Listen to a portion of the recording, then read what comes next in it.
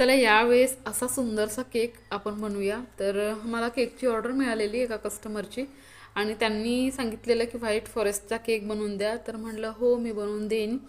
तर त्याच्यामध्ये मी थोडंसं स्ट्रॉबेरीचा क्रश पण वापरलेला आणि व्हाईट चॉकलेट वापरलेली, थोडंसं कंडेन्स्ड मिल्क पण टाकलेलं आणि सगळी केकची फिलिंग करून केकला फिनिशिंग करून थोडी थोडी व्हाईट कंपाऊंडची जी चॉकलेट असते ती लावून घेतली आणि त्याच्यानंतरून मी एका छोट्याशा नोझलने अशी छोटी छोटी अशी डिझाईन बनवून घेतली आणि त्याच्यानंतर एक मोठा नोझल घेऊन सगळ्या बाजूंनी मस्त फुलं बनवून घेतली, तेही पर्पल कलरची.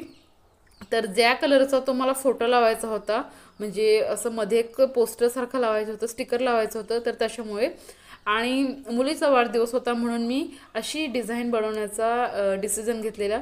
तर म्हटलं काहीतरी युनिक आपण यावेळेस ट्राय करून बघूया.